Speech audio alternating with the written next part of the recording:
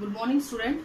Today we will discuss the rest of the part of the basis of classification, that is a metameric segmentation and presence of notocode. तो दो ये topic आपके बच गए थे, metameric segmentation and notochord. तो ये दो चीजों की हम लोग आज बात करेंगे, ठीक है. तो first of all we will discuss about the metameric segmentation. ये होता क्या है बेटा? ये एक तरीके का एक सेगमेंट है जिसको हम लोग टू सेगमेंटेशन भी बोल देते हैं.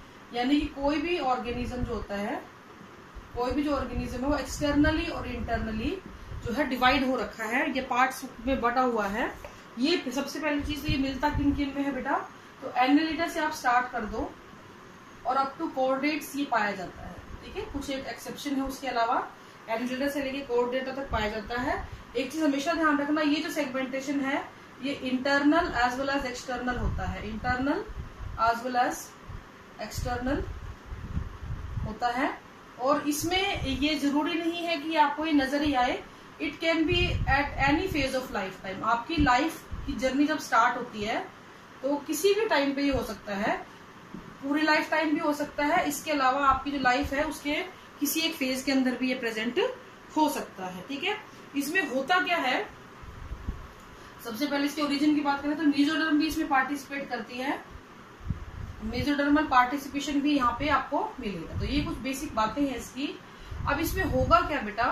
इसमें रिपीटेशन होती है, रिपीटेशन ऑफ सेगमेंट होती है अलोंग विद सम ऑर्गन. यानी कि हर सेगमेंट पे आपको वो ऑर्गन जो है रिपीट होते हुए नजर आएंगे. यानी कि हर सेगमेंट जो है वो उन ऑर्गन्स को, पर्टिकुलर ऑर्गन्स को क्या करेगा? रिपीट करना शुरू कर देगा. तो इसको हम इसको हम लोग क्या बोलते हैं बेटा? सेगमेंटेशन बोलते हैं. इसमें क्या होता है, बॉडी जो होती है डिवाइड कर जाती है रिपीटेटिवली और सेगमेंट्स में, ठीक है. बार बार एक ही सेगमेंट बार बार बार बार बार बार बार बार रिपीट होता रहता है. तो इसको हम बोलते हैं मेटामेरिक सेगमेंटेशन. जितने भी और इन सेगमेंट के अंदर जो ऑर्गन होंगे ना, वो भी क्या करेंगे? अपने आप को रिपीट करेंगे. और सबसे इंपॉर्टेंट चीज है, they are work in a coordinator manner. तो वो सभी काम भी कोऑर्डिनेटिंग मैनर में करेंगे. ये नहीं अपनी अपनी डफली बजाएंगे, ऐसा नहीं होता है. वो एक साथ मिलके तालमेल के साथ काम करते हैं. अगर हम इसकी बात करें प्रेजेंस की, तो एनालिट्स के अंदर यानी अर्थवॉर्म के अंदर ये जो है बहुत ज्यादा पाया जाता है. यानी कि यहाँ पे आपको एक्सटर्नल और इंटरनल दोनों तरीके का मिलेगा. एक्सटर्नल और इंटरनल दोनों ही तरीके से आपको मिलता है. यानी कि आप इंटरनली भी देखोगे तो ऑर्गन्स भी रिपीट होंगे, और आप बाहर से भी देखोगे तो आपको बाहर से भी सेगमेंट के रिपीटेशन नजर आएंगे. अगर हम कोऑर्डिनेट्स की बात करें या ह्यूमंस की बात करें, तो उसके अंदर जो सेगमेंटेशन होता है ना बेटा, वो एक्सटर्नली आपको विजिबल नहीं होता है, बाहर से वो नजर जल्दी से नहीं आता है. लेकिन इंटरनली कई चीजों को है जिनको ये रिपीटेशन माना गया है. जैसे कि आपकी जो रिब्स है वो रिपीट हो रही है, ठीक है. इसी तरीके से आपका जो वर्टिब्री है, वर्टिब्रल कॉलम, जो वर्टिब्रीज हैं वो भी सारी की सारी क्या हो रही है बेटा? रिपीट हो रही हैं. तो ये इनको हम लोग मान सकते हैं कि इंटरनल सेगमेंटेशन यहाँ पे हो रहा है. अदरवाइज एक्सटर्नल ऐसा कुछ नजर नहीं आता है. ये एनालिट्स के अंदर सबसे ज्यादा नजर आता है.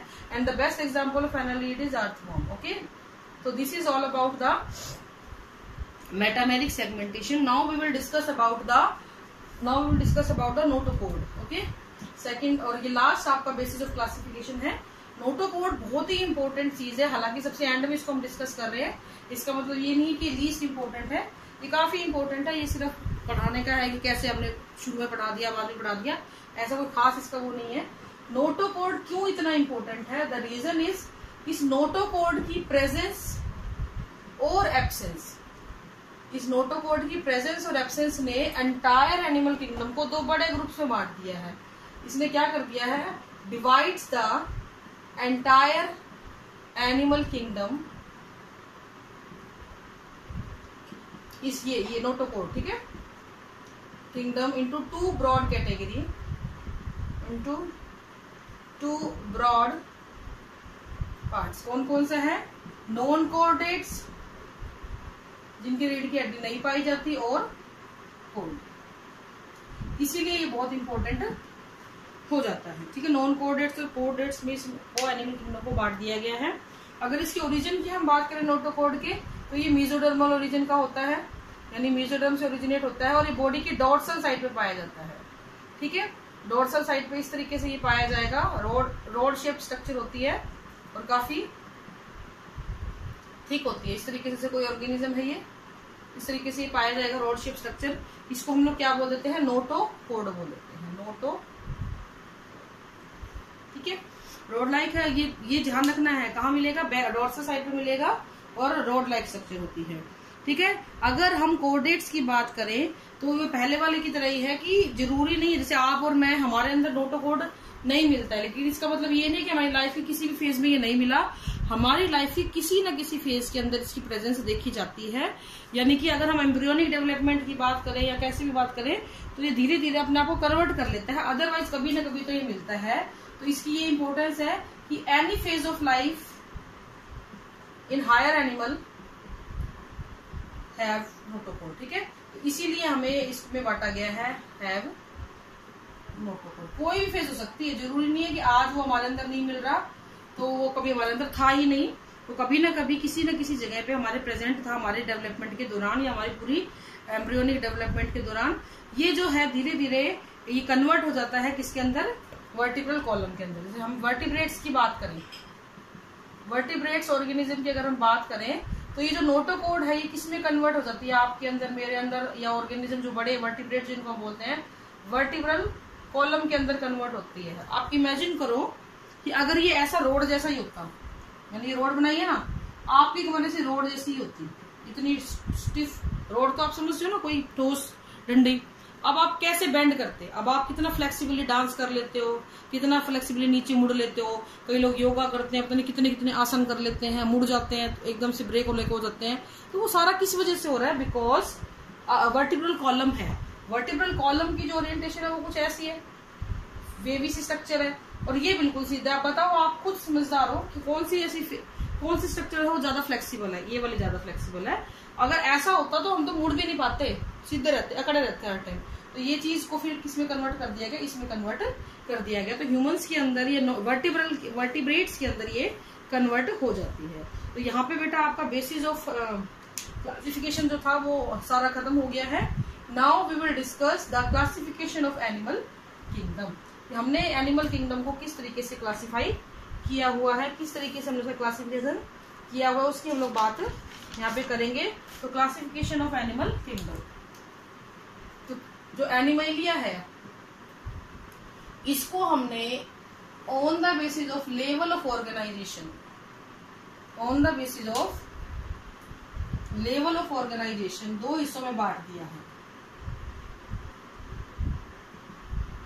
कौन कौन से हिस्से बेटा, सेल्यूलर लेवल ऑफ ऑर्गेनाइजेशन, और अगला जो है उसमें बहुत सी चीजें आ गई, टिश्यू आ गए हैं, ऑर्गन आ गया है, और ऑर्गन सिस्टम।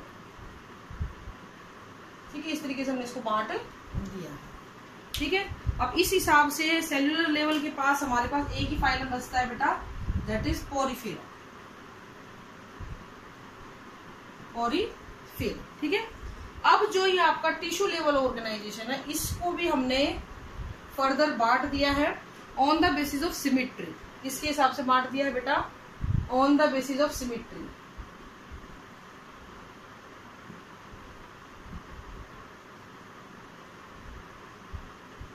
ठीक है, तो सिमेट्री के हिसाब से हमने इसको दो इसमें बांट दिया है, रेडियल सिमेट्री और बायलेटरल सिमेट्री। रेडियल सिमेट्री के अंदर हमारे पास दो तरीके के ऑर्गेनिज्म है, कौन कौन से, सॉरी दो तरीके है फाइलम, सिलेंट्रेट्स एंड टीनोफोरा।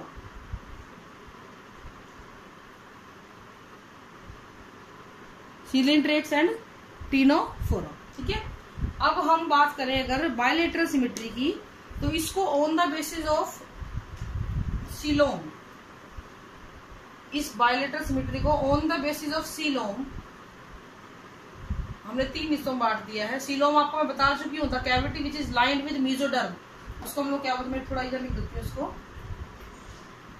ठीक है, तो एसीलोमेट, सूडोसीलोमेट एंड ट्रू सीलोमेट, 3 हिस्सों में बांट दिया है। ठीक है, ए सीलोमेट में आपके आते हैं बेटा प्लेटीहेलमिन्थिस, सूडो सीलोमेट में आपके होते हैं एस्कहेलमिन्थिस, और जो बाकी बचेंगे वो सारे मैं यहाँ लिख रही हूँ, नीचे साइड में थोड़ी जगह उधर कम है, बोर्ड भी थोड़ा ऐसा ही है। तो इसमें आपके आएंगे बेटा annelids, Arthropoda, mollusc, echinoderm, Echinodermata आ जाएंगे, hemichordates and chordates, Hemichordata and Chordata. इस तरीके से ये आपका एक लेआउट भी आप समझ सकते हो कि हमने क्या क्या चीजें अभी आगे पढ़नी है। तो बेसिकली आपने ये सारे फाइलम 1 2 3 4 5 6 7 8 9 10 11 फाइलम्स के बारे में आपने अभी पढ़ना है। ठीक है, तो ये आपका हो गया एनिमल किंगडम का classification. In next video we will discuss about the phylum Porifera. Thank you and have a nice day.